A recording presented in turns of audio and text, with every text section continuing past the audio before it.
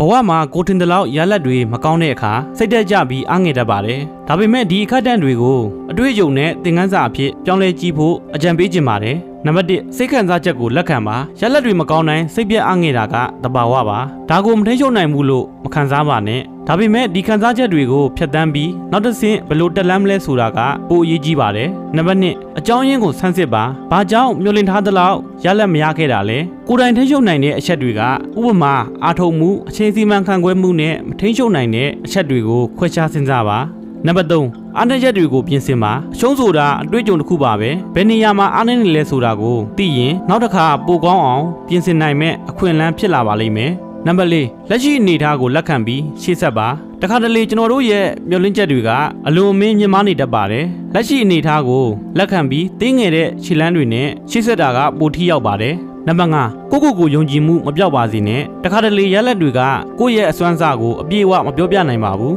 ကိုပေးခဲ့တဲ့အားထုတ်မှုကိုအတိမတ်ပြုပြီးကို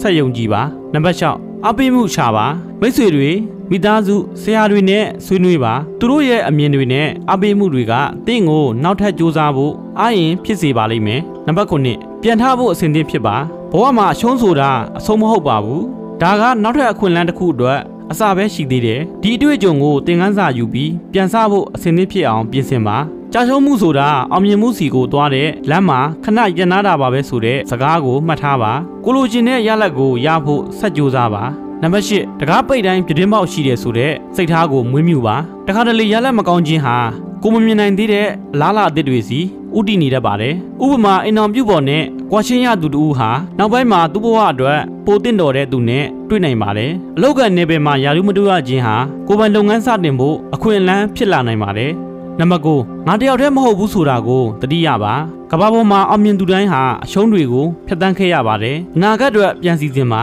ရလက်မကောင်းခဲ့ရင်အတိတ်ကိုအပြစ်ရှာနေမယ့်အစားအနာဂတ်အတွက်ဘာတွေပြင်ဆင်ရမလဲဆိုတာကိုအာရုံစိုက်ပါနံပါတ်10စိတ်နဲ့ခန္ဓာကိုပြန်အားဖြည့်ပါစိတ်ထက်ကြနေချိန်မှာကိုယူဆိုင်ဖို့မမေ့ပါနဲ့အရေးဝအောင်အိပ်ပါအုံနောက်ကပင်ပန်းနေရင်အပြေးဝစဉ်းစားနိုင်မှာမဟုတ်ပါဘူးလေ့ကျင့်ခန်းလုပ်ပါလေ့ကျင့်ခန်းလုပ်ခြင်းကစိတ်ဖိစီးမှုကိုရော့ကျစေပြီးစိတ်တက်ကြွစေပါတယ်တခြင်းနားထောင်မှာစိတ်လှုပ်ရှားစေတဲ့တခြင်းတွေကစိတ်ကိုပြန်လည်တက်ကြွစေနိုင်ပါတယ်နံပါတ်7ကျေးဇူးတင်စိတ်ထားပါကိုရှိပြီးသားအရာတွေကိုကျေးဇူးတင်စိတ်ထားတတ်ရင်စိတ်ဖိစီးမှုနည်းပြီးအကောင်းမြင်စိတ်ပိုရှိလာပါလိမ့်မယ်ပျော်ရွှင်မှုတွေတခြားနည်းလမ်းကိုရှာဖွေကြည့်ပါရလက်များမကောင်းခဲ့ရင်တောင်တင်ယူနိုင်တဲ့တွေ့ကြုံတင်များကိုရှာဖွေပါနံပါတ်7ဘယ်တော့မှလက်မလျှော့ပါနဲ့တမိုင်းတစ်လျှောက်အောင်မြင်သူတွေအားလုံးရဲ့ဘုံတော့ချက်မှာဇွဲလုံးလဖြစ်ပါတယ်အခက်ခဲတိုင်းကိုတင်ယူမှုအခွင့်အလမ်းဖြစ်မြင်ပါနောက်ဆုံးမှာကိုယ့်ရဲ့ကြိုးစားမှုများကအသီးပွင့်များကိုဆောင်ကျဉ်ပေးပါလိမ့်မယ်နံပါတ်73နောက်ဆုံးအနေနဲ့ဘဝမှာအရာရာကိုထင်တယ်လို့ဖြစ်မလာနိုင်ပေမဲ့ကိုကြိုးစားမှုနဲ့စိတ်ဓာတ်ကတော့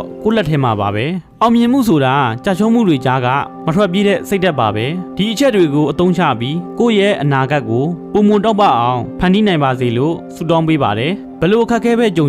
မျှော်လင့်ချက်ကိုမစွန့်လိုက်ပါနဲ့